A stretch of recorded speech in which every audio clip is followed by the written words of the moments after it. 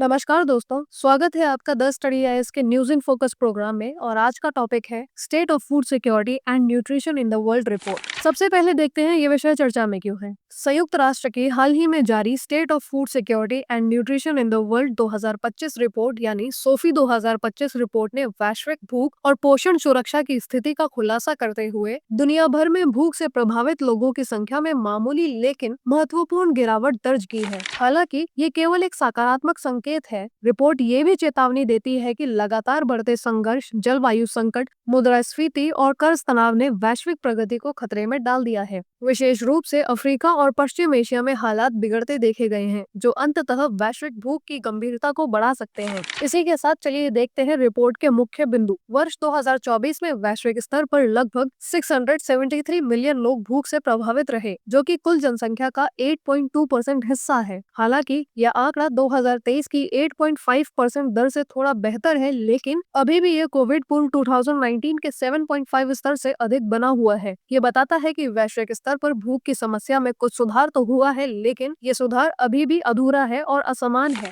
क्षेत्रीय स्तर पर आंकड़ों में भिन्नता देखने को मिली है। दक्षिण अमेरिका और दक्षिण एशिया में भूख की स्थिति में कुछ सुधार देखा गया है। इस सुधार का एक प्रमुख कारण भारत जैसे देशों से मिले बेहतर और सटीक डेटा को माना जा रहा है। इसके विपरीत अफ्रीका में हालात सबसे चिंताजनक है। यहाँ लगभग 307 मिलियन लोग यानी महाद्वीप की 20% आबादी अभी भी भूख और कुपोषण से पीड़ित है। रिपोर्ट के अनुसार खाद्य आपूर्ति में संकट, बढ़ती महंगाई और कर्ज की समस्याएं खास तौर पर गरीब और विकासशील देशों को बुरी तरह से प्रभावित कर रही हैं, जिससे उनकी खाद्य सुरक्षा कमजोर हुई है। पोषण का दोहरा संकट सामने आया है। एक और भूख की समस्या है तो दूसरी ओर मोटापा भी बढ़ रहा है। हालांकि स्वास्थ्य आहार न मिल पाने वालों की संख्याओं में कुछ कमी आई है, लेकिन ये संख्या अब भी काफी ज्यादा है, जो चिंता का कारण बनी हुई है। वर्ष 2030 तक लगभग 512 मिलियन लोग यानी विश्व जनसंख्या का लगभग 6% लगातार कुपोषण यानी क्रॉनिकली अंडरनरिश्ड का शिकार हो सकते हैं। यह आंकड़ा इस बात को उजागर करता है कि शून्य भूख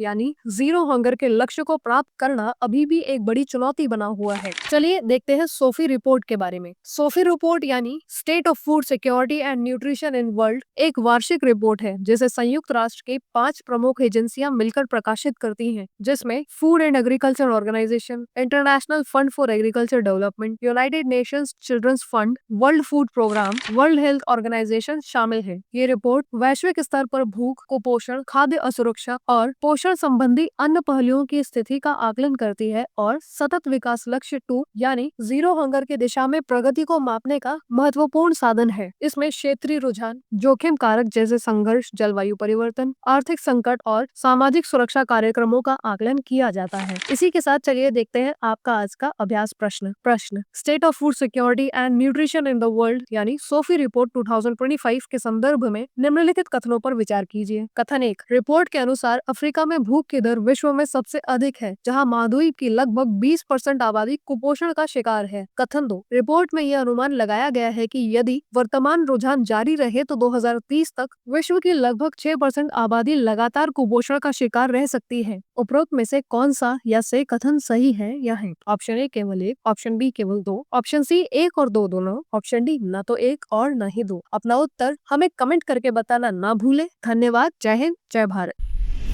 डियर स्टूडेंट्स, हमारे चैनल को लाइक, शेयर, सब्सक्राइब करें और अपनी तैयारी को और बेहतर बनाएं।